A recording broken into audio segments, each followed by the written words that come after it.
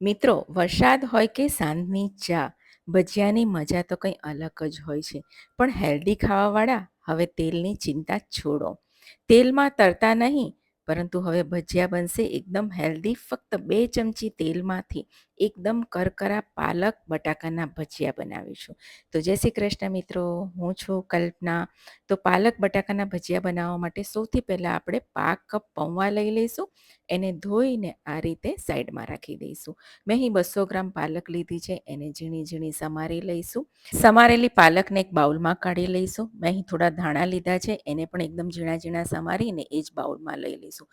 હવે પૌવા પલળી ગયા છે, એને પણ આપણે પાલક સાથે લઈ લઈશું. મેં અહીં એક બટાકું બાફેલું લીધું છે, એને મેશ કરી લઈશું. સ્વાદ મુજબ મીઠું, અડધી ચમચી લાલ મરચું, હળદર, 1 ચમચી કસૂરી મેથી, 1 ચમચી આખા વાટેલા ધાણા, 1 ચમચી આદુ મરચાંની પેસ્ટ, 1 ચમચી અજમો, અડધી ચમચી મરી પાવડર, 1 મોટી ચમચી તલ, 1 મોટી ચમચી વલિયારી અને 1/2 કપ બેસન અને 2 મોટી ચમચી ચોખાનો લોટ અને 1 ચમચી તેલ નાખીશું.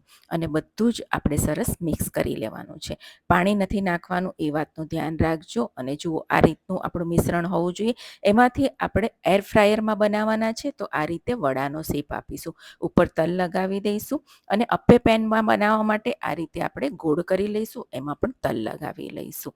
જુઓ, આ રીતે આપણે બનાવી લેવાના છે. આજે આપણે અપ્પે પેન અને એર ફ્રાયરમાં બંનેમાં હું તમને આ ભજીયા બનાવતા શીખવીશ. તો એર ફ્રાયર લઈ લીધું છે, સાથે અપ્પે પેન લઈ લીધું છે. સૌથી પહેલાં એર ફ્રાયરમાં આપણે આ રીતની સીટ મૂકી દઈશું.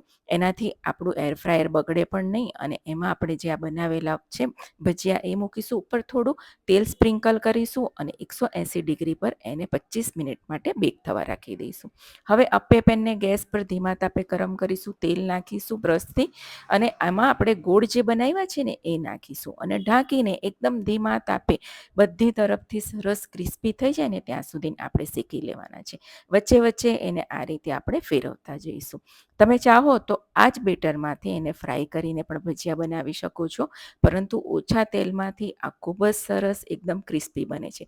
જુઓ, અપ્પે પેનમાં બની ગયા છે અને હું તમને તોડીને બતાવું છું. એકદમ ક્રિસ્પી અને અંદરથી એકદમ સોફ્ટ, કારણ કે આપણે પૌવા નાખ્યા છે. એર ફ્રાયરમાં હજી વાર લાગશે, વચ્ચે વચ્ચે આપણે ચેક કરીશું. જુઓ, 25 મિનિટ થઈ ગઈ છે અને સરસ કલર આવી ગયો છે. હવે એમાંથી આપણે ઠંડા થવા દઈશું.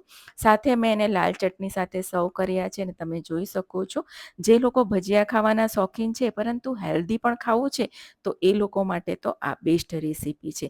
2 ચમચી તેલનો પણ આપણે ઉપયોગ નથી કર્યો ને ભજીયા બની ગયા છે. તો ચોક્કસથી ટ્રાય કરજો.